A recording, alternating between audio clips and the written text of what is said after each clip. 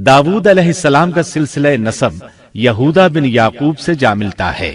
आप छोटे कद के थे, आंखें नीली, बाल हल्के और दिल के साफ शफाफ थे।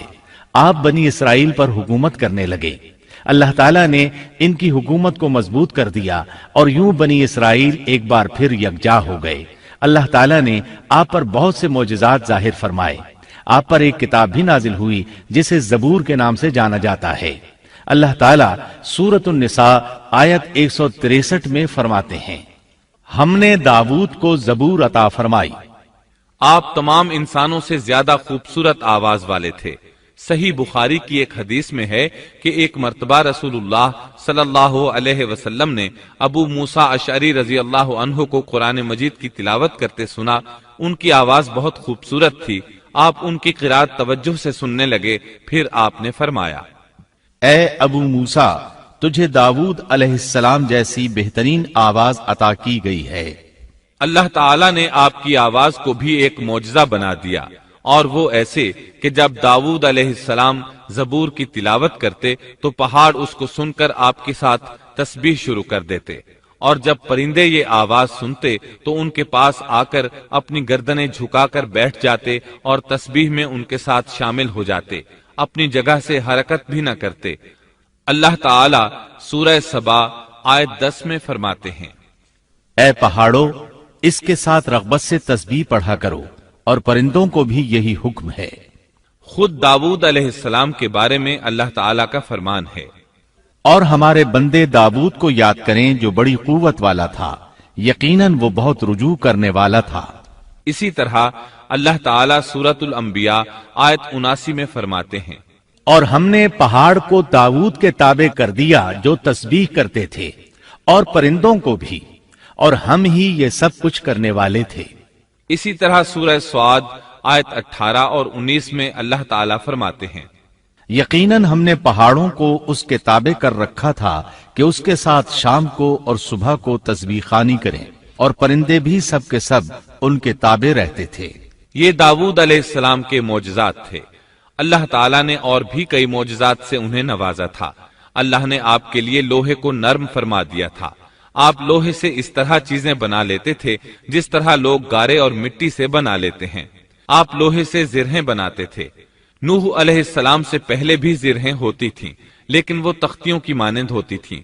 उनको सीने और कमर की तरफ लटका लिया जाता था, लेकिन उनका बोझ बहुत होता था। आपने लोहे की कड़ियां और दायरे बनाकर उनको खास अंदाज में जोड़ जोड़ कर जिरहें तैयार की।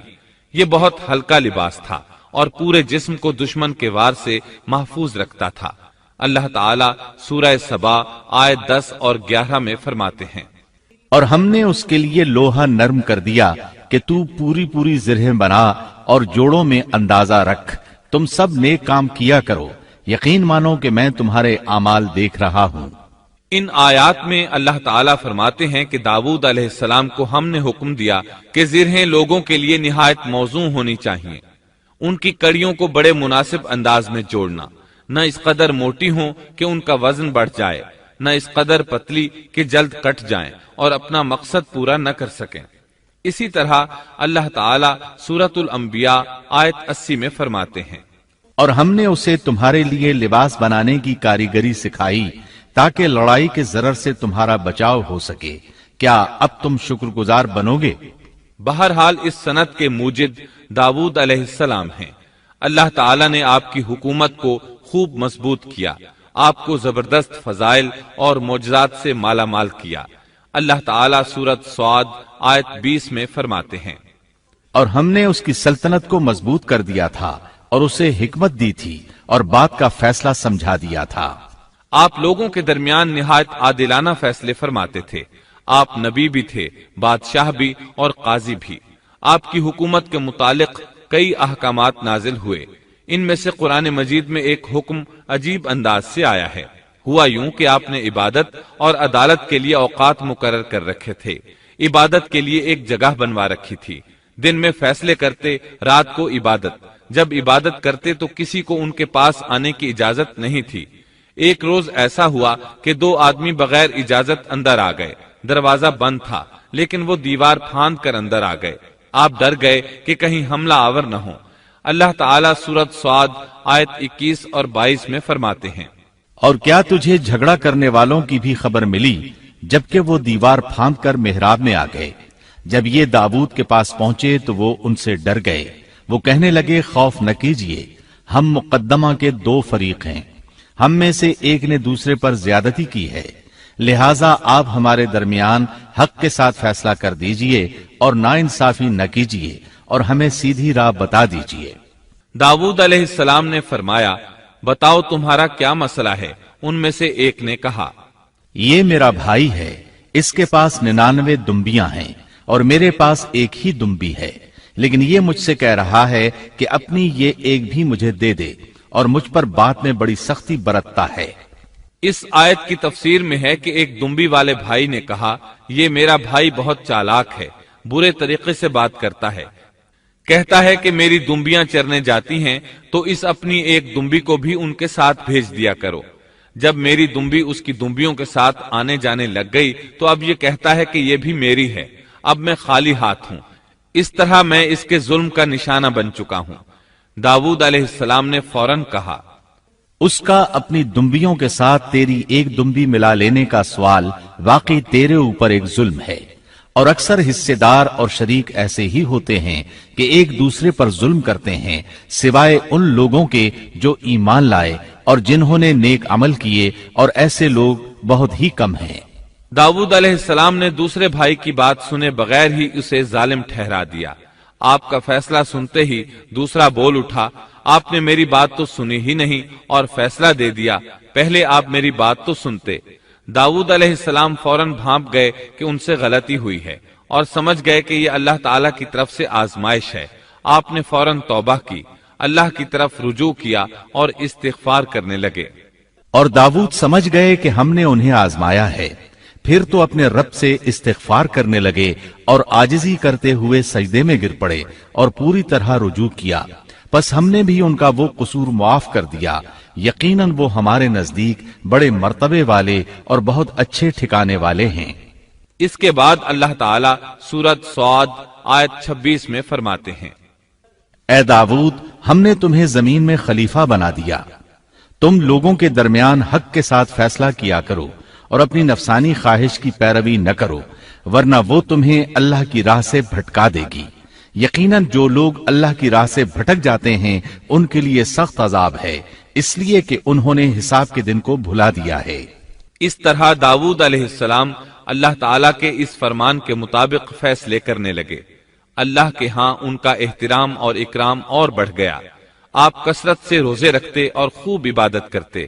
آپ اس وقت تمام انسانوں سے بڑھ کر اللہ کی عبادت کرنے والے تھے۔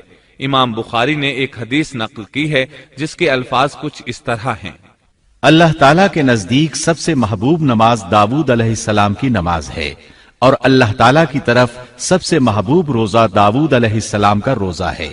وہ رات کا آدھا حصہ نیند فرماتے، اس کے بعد تہائی رات قیام کرتے اور رات کے چھٹے حصے میں سو جاتے تھے۔ ایک دن روزہ رکھتے اور ایک دن روزہ چھوڑ دیتے تھے۔ لڑائی میں جب دشمن سے مقابلہ ہوتا تو بھاگتے نہیں تھے۔ اس حدیث میں نفل نماز یعنی نماز تہجد اور نفلی روزے کا ذکر ہوا ہے۔ بہرحال یہ وہ صفات ہیں جو داؤد علیہ السلام کے بارے میں حدیث رسول میں آئی ہیں۔ اللہ تعالیٰ نے سورہ سبا آیت 13 میں ان کی تعریف کرتے ہوئے ان کی آل کو اللہ کا شکر ادا کرنے کا حکم دیا۔ اے آل داؤد، اس انعام کے شکریہ میں نیک عمل کرو۔